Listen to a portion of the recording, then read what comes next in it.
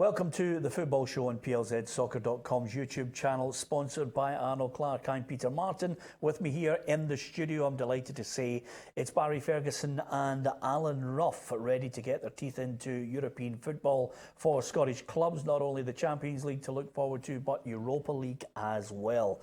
We're going to start with Trondheim in Norway tonight. It's Celtic against Rosenborg. Celtic with that 3-1 advantage from the first leg, and it's all to play for. Brendan Rodgers yesterday mentioning the fact that maybe Rosenborg's quest for one goal, then two, might open up some spaces at the back for them to exploit as well. Here's what's at stake for both clubs.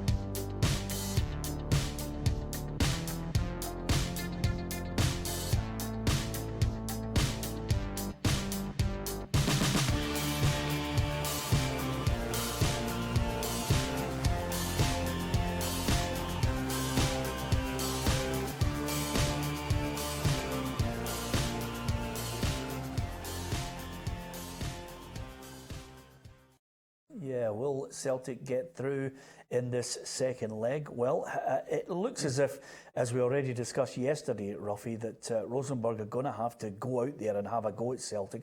That might play into their hands. Yes, I think it would do. Obviously, they weren't defensive. Some of these teams are very difficult to break down, but if they're obviously leaving gaps at the back, you would like to think Celtic they could cash in on that. But I think it just shows you how important that third goal at Parkhead is so important, because if they're to go there 2-1, obviously losing the away goal, if Rosenborg were to get an early goal, it would just make them think they could win the game. But I think the third goal is the one that Celtic can play on. Yeah, Callum McGregor seems fairly confident, Barry. He's one of those players that you've been impressed by. He seems to be a big game player, especially games of this nature. Yep, I think he's one of the first names on the team sheet for Brendan Rodgers. Certainly in the big games. I thought last year at times he was Celtic's top man. I know you've got Scott Brown was a big influence, but for me in the middle of the park he was different class. I just think Celtic need to go here, weather the storm the first 10-15 minutes, and as you say, keep it tight and they'll hit them on the break. I think Celtic will win by a couple of goals. Yeah, was that the key message in all the managers that you played under, especially in European football? There's no point in talking about the 2008 season, because having watched every round all the way to Manchester, you weathered the storm for 89 minutes. I'd say 93, 94 minutes. No, that was always the key. You win at home and go away in the first 15-20 minutes when the team obviously is going to come at you. Just make sure you're tight, compact, don't get anything away. And then you've always got a chance of hitting them on a counter-attack or for a set piece. But I think Celtic have got far too much in the locker for Rosenborg. Yeah, the sideshow in this, Ruffy, is two things I want to get your thoughts on, lads. Of course, we're moaning about it, but there's nothing you can do about it. It's quite simply, Celtic have to play 4 qualifying rounds now. Yeah, and I think the club and the manager have been very positive with that. They know what's ahead of them. They've not complained about it that much. They've just said, look, this is what's on the table. This is what we have to deal with. I'm a bit surprised, about the story in the paper that the fans shouldn't be worried about no signings coming in. That's okay saying that now, but if things were to go a bit pear-shaped, that's the first thing the fans are going to hit the club at. They really think that there should have been at least 2 players coming into the club. But as long as you win the games, and as long as you get into the group stages, then there are no complaints. Yeah, I have to say, Barry, that's par for the course for Celtic now. They've got a blueprint. Don't spend money in the qualifiers and then maybe add something before the window closes if they get to the group stage. Yeah, I'll go back to playing 4 qualifying games. I think it's ridiculous that the Champions League, your country need to play 4 qualifying games. We always had to play, I think it was 2 at the start, then 3. Now going to 4, I think it's terrible. And obviously Celtic have not made much noise about it, but I think behind the scenes they'll not be happy with that. But going on to signings, I think he's only looking for quality. Certainly players that are going to come in and challenge for that starting 11. I don't think he's going to go out and sign just a squad player. Yeah. I think it's got to be real quality, and I still think Celtic will bring in a couple of real quality players. Yeah, that's the interesting aspect of this. Listen, if you look at back pages of newspapers, if you suddenly listen to sometimes the managers who'll create a little bit of spin or try and deflect away from the fact that there's no doubt he said to the board, look, we've got this money, I want this type of player, go out and get them, but there's always that holding off to the right time. I would say you can't criticise the board for it because this blueprint seems to have worked down through the years, Rafi. It doesn't really cut it with fans who have to go through the pain and uncertainty of it. Yeah. And then, of course, the sideshow of it all is suddenly they say, oh, we're really looking forward to trying to keep Dedrick Boyata and James Forrest. That still doesn't wash, I think, when they look and think, well, what about some other name like Edouard that gets you excited? Yeah, it doesn't matter what club you're at. At the beginning of the season, fans want to see new players. They want to be identified with big players. They want to see big players coming in the door. But as Brendan Rodgers said, you know, he's not going to bring somebody in that isn't of the quality that he wants. You know, and as long as that is the way ahead, and when they do identify somebody that he wants, then the club back him. You know, because they have got the money. There's no doubt about that. And obviously, if you get through this game and the next one, then the next one is really important. That might be the time where he's saying to himself, that's when we need this kind of player. Don't forget, they've already spent £8 million on Edouard. Yeah. They've already spent a bit of money. But what Brendan Rodgers is basically saying to the Celtic fans is don't panic, we are looking. But it's only top quality players that I want to bring in. Yeah. Okay, give us your quick prediction then on this return leg tonight in Norway. 2-0 Celtic. I think Celtic got enough to go there and get a draw. So I'm going to go one each. One each. Okay, from the Champions League qualifiers to Europa League, boy, would we love all three of them through.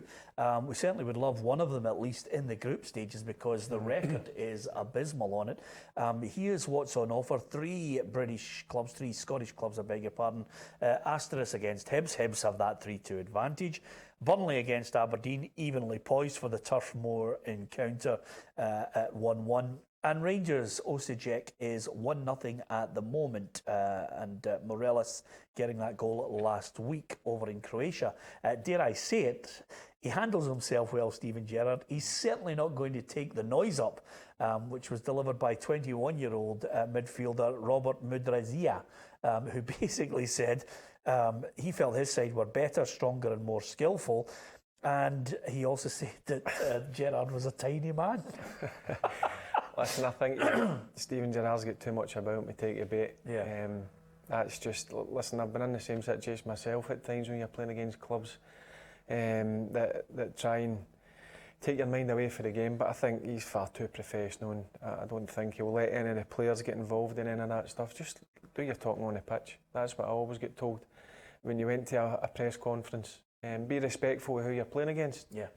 But inside, just make sure once you cross that white line that you're going to beat them. Yeah, but knowing you such a long time now, there's Barry Ferguson, beard, moustache, mature. You know, he's been on holidays. He's come back a different person, Ruffy. But has there ever been a time when you think your younger days, when someone really had a little noise up with you and you thought, oof, either I get him on the park or I've bitten what I shouldn't have? It was just about getting them back on the pitch. Yep. It wasn't if somebody says something in the media on a Thursday and I was doing the media on a Friday. I get told and I get warned not to say anything, just to make sure. Hey, listen, when the game comes at 3 o'clock the next day, then you make him eat his words. That's it basically. So I don't. Would you have a wee dig? Would you have a wee snipe? Oh, I've always a wee stud down the calf. No, I didn't. I didn't mean that. I meant verbally backing him. Oh, right. No, right. I used to love the Roy Keane approach to it. You know, when everybody brought up there was a player he was playing the next game. You know, what would his mind be to it? And he used to say to everybody, "It doesn't bother me. You know, I'm not interested in it." But the back of his mind says, "I'm just waiting 2 games after this one, then he's getting it." That's what he used to say. So yeah, there are a few who take out their retribution on people who have maybe stepped out of line. Listen, to the job in hand, Scott Arfield's back in the squad, which is good news. Whether he gets a starting position, only time will tell. But Rangers, I think, should have more than enough to get through this one. Yeah, I think they will. I think they'll win the game comfortable. And Scott Arfield, it's a bit of a stop-start to his Rangers career. I think he's going to be a decent signing. I've always been impressed with him. When he was a young boy at Falkirk, and he got his move down to Huddersfield, then on to Burnley, and he's played in the Premier League a number of years. He was in that starting 11 every single week. He was one of the first picks for Sean Dyche. So I think I'm looking forward to seeing him back in the midfield. That's an area that certainly the Rangers had to strengthen alongside the two centre-backs. But for me, Rangers they look more organised, and it looks to me as they're doing a lot of work on the training field.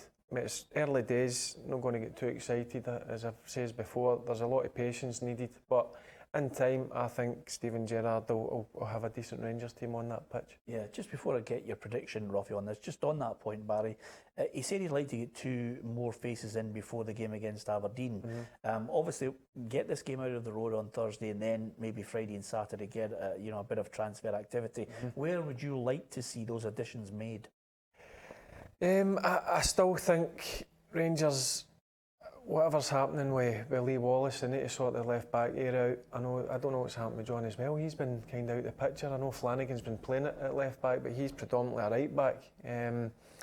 So another defender, another midfield, another forward. I think they'll need Rangers. I'm still thinking they're 3 short.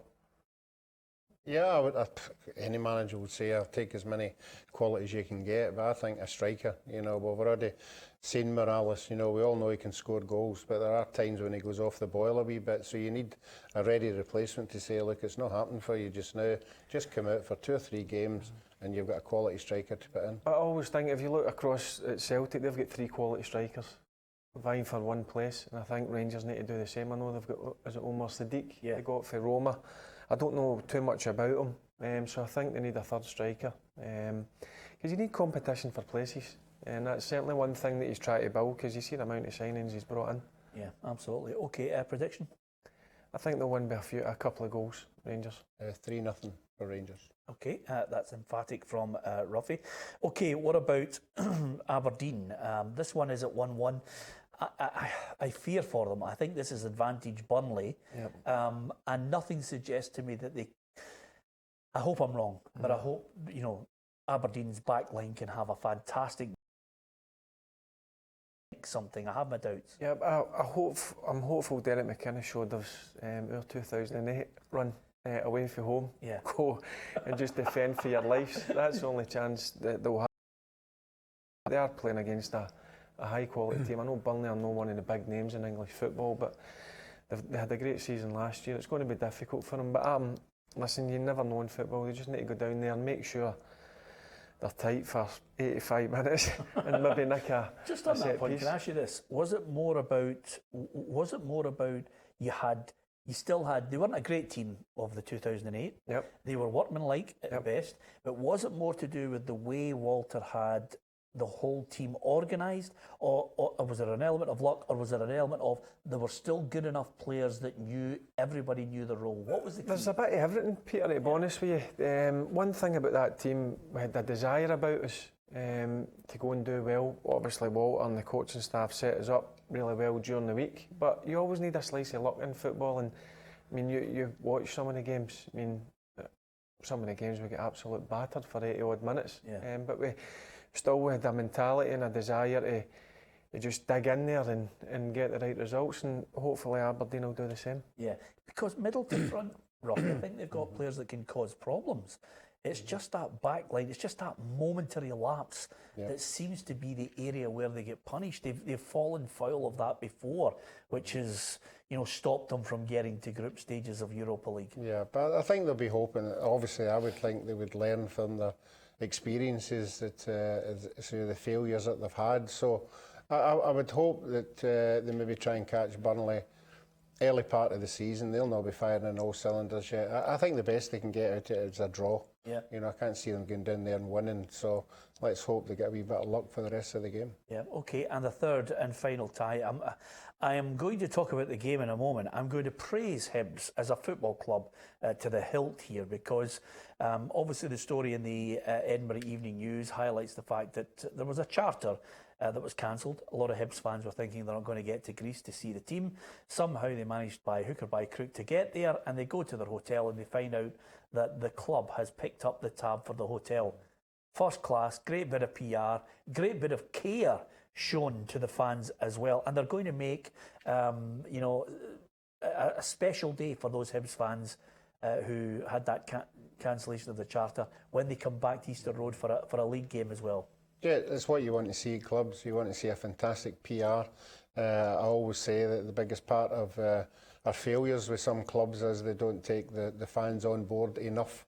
But Hibs have shown, if you set yourself about doing the right things for the fans will appreciate it. And further down the line, that kind of thing, maybe when you lose a couple of games, could help you because the fans will see what you've tried to do for them and they'll stick by you. Yeah. For me, that's a bit of class. I love seeing things like that. Obviously, I read that they'd missed the charter was cancelled. So, listen to fans, I'm sure the fans will be delighted that they're going over there and the hotels are paid for. But I just think that's a proper club for me if they're doing that with the fans. They appreciate that they're travelling a long way to go and support their team. Yeah, and just to give you a little insight, and this is only an insight into Ruffy, Barry, what's the first question you ask, Ruffy, when you realise that the club have picked up the tab? You've got to the hotel, you've got your cases, you've gone up there and you've said, look, this is me checking in, my name's blah, blah, blah, I come from Leith, here's my mates, we're checking in. You've got all emotional about, wow, they've paid for it. What's the next question you ask? I'd be phoning the rest of my mates to say there's a bed here for you so you can jump on the plane and get here. Okay. No, listen. Let's see if he's on let's see if you're on my wavelength. Tell the truth, what did you say off camera? No, I can't. It's the best. It's the best hostel Hibs could find in Greece to put on. Terrible. I'm thinking. He's a Hibs legend. I know. I'm saying that'll be a 3-4 star hotel, maybe £75, £100 a night. Yeah. He's like, it'll be a hostel. Well, let me tell you this, and this is the key to it. Automatically, I was thinking to myself now, and I know I've got a good few heavy mates. They'd be going in there and going, they haven't picked up the bar tab as well, have they? Because then everybody steams in. Do you know what? It wouldn't surprise me, because I like the way Hibs have run.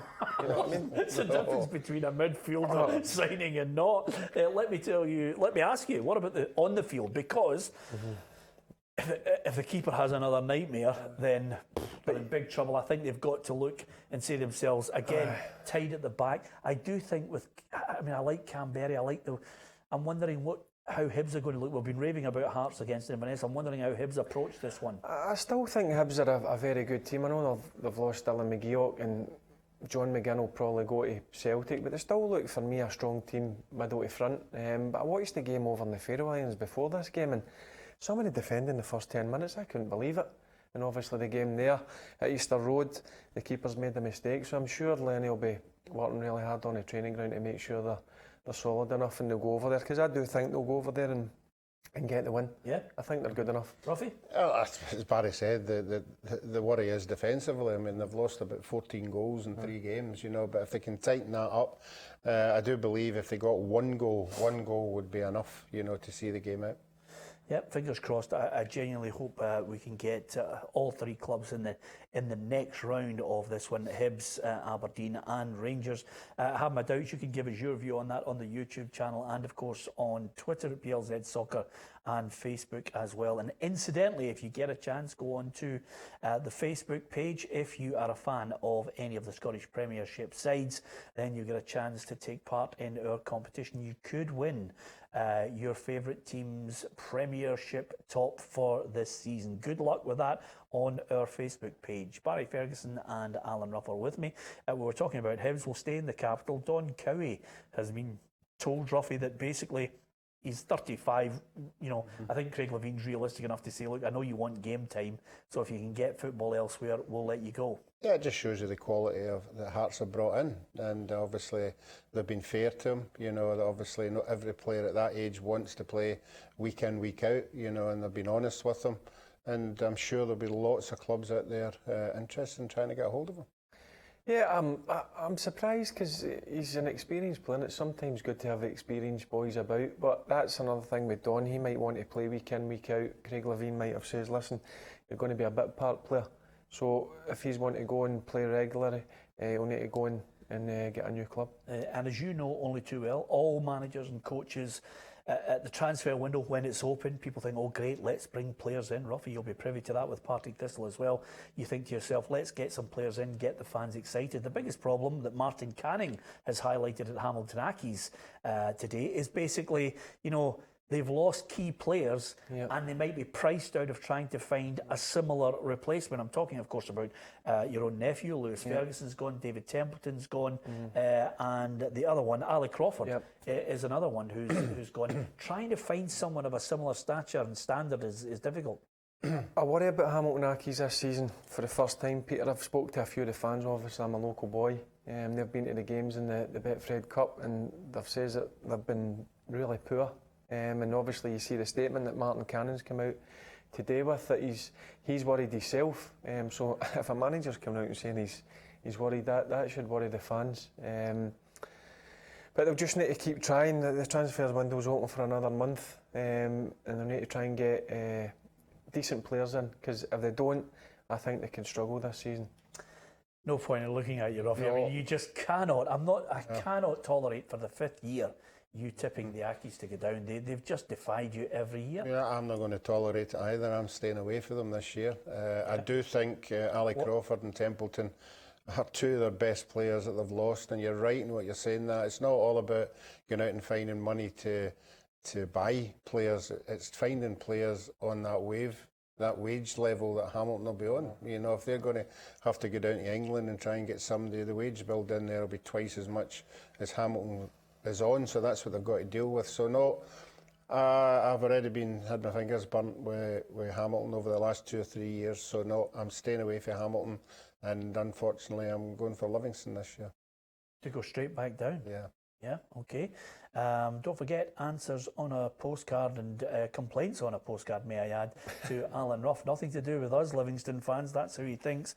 We're going to get your thoughts, I think, nearer the time when the window closes. I think that's a better gauge of taking your pick. I mean, I know Chris Boyd over the last couple of days has mentioned the fact that he reckons even in the top 6 there's only one place up for grabs because 5 of the sides are so strong. Yeah, Bottom end could be that as well. Yeah, but listen, the bottom end was exciting for me just as much as the top end last season, going right down to the wire. So it's a hard one. I'm not sure. I will need to wait till the transfer window closes, and then you need to see what players have been brought in and what players have left or whatever. But again, I thought it was an exciting league, both ends of the table last season. Are you excited by the start? Looking forward to it this weekend? Yep, looking forward to it. You see how Rangers got to a difficult place, which is Pittodrie. See how Stephen Gerrard's new players will handle it, because it's always it's like Rangers and Aberdeen. They don't really like each other. It gets a bit tasty, but listen, he's experienced enough to know that, and I'm sure he'll be letting the players know that after the Europa League game. Yep, okay, fingers crossed for all the Scottish clubs in the European competition. Thanks to Ruffy and Barry. Don't forget, we've got that competition for you on our Facebook page where you could win yourself the Premiership top of your choice. Enter the competition and you never know your luck. You could be in that prize draw and a lucky winner of your favourite team's top for the season. That's the PLZ Soccer Football Show for tonight. Join us tomorrow on the programme because quite simply in the chair will be Gordon Smith alongside Alan Ruff. We'll be talking more football and reacting to Celtic's match against Rosenborg. Good night.